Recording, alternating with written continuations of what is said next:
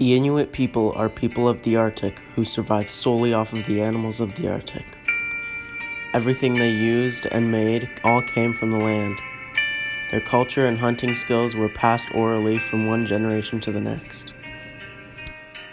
Inuit have deep, ancient connections with each other. Without these connections, many would not have survived in the ancient days. These connections are still very strong in many ways, like Arctic games, language, family ties, regaining our family from the high Arctic, and ancient beliefs. During the earlier 1900s, Inuit were heavily reliant on the land, and even still lived in igloos. The reliance on the land started to slow in the 1920s. My uncle's mother, Legace, had said she first saw factory-made material that wasn't fur when she was a little girl. We estimate this would have been in the early 1920s. Inuit would trade fox, seal, and other animal furs for canned food, metal for tools, and other goods. The 1920s brought in trading posts which were ran by the Hudson Bay Company.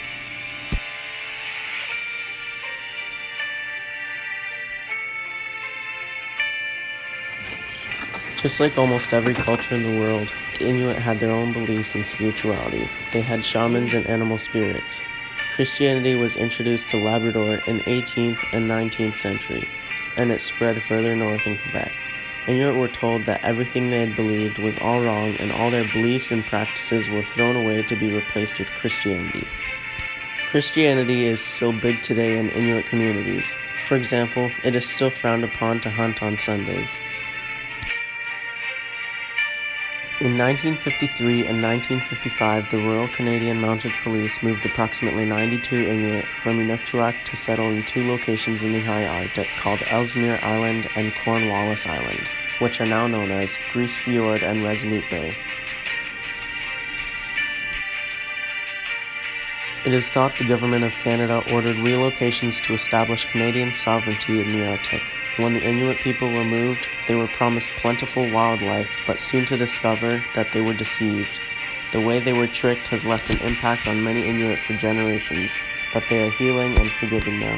Families that were relocated have returned to their homes where they started.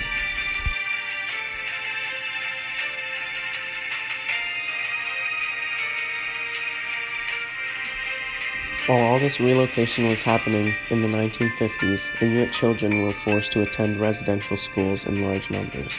Children were taken from their families so they could go to school. Now imagine yourself as a kid and think of how much your family means to you. Suddenly, you get taken away and put in a school where you're only allowed to speak a foreign language.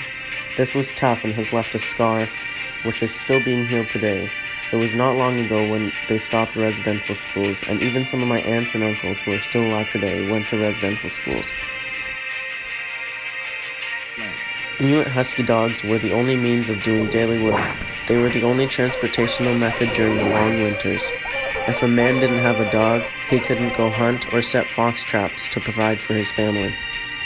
During the 1950s to late 1960s, the Canadian government wanted Inuit to settle in certain locations as communities. What they did was one by one killed all the Inuit dogs in front of the men. This made the Inuit stuck, unable to move around on the land.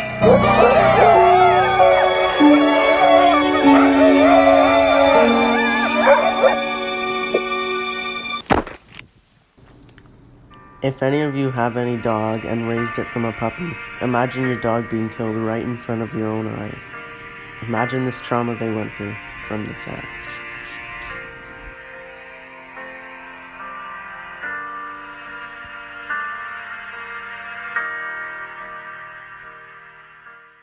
Today, these dog sledding traditions are making a comeback, and there is a yearly tournament called Nowkawalk.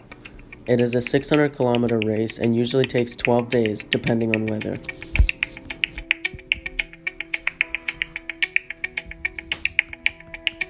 Despite some of these trauma and challenges, Inuit have used stories and humor to find joy and laughter in life. A story my grandmother, Nowkawalk, once told my father is when an Inuk was first shown shaking someone's hand. They thought they needed to shake everyone's hand, and they went around on the streets shaking everyone's hand until their arms got tired. Another story once told would be when an Inuk saw another Inuk in a city. They were so happy and ran to shake their hand, Once they reached the other Inuk, they'd ran into a wall. Turns out it was a mirror, and they'd never seen the reflection before. They say laughter is a great healing of the heart and soul, and this great laughter Inuit had kept them happy even in the toughest of times.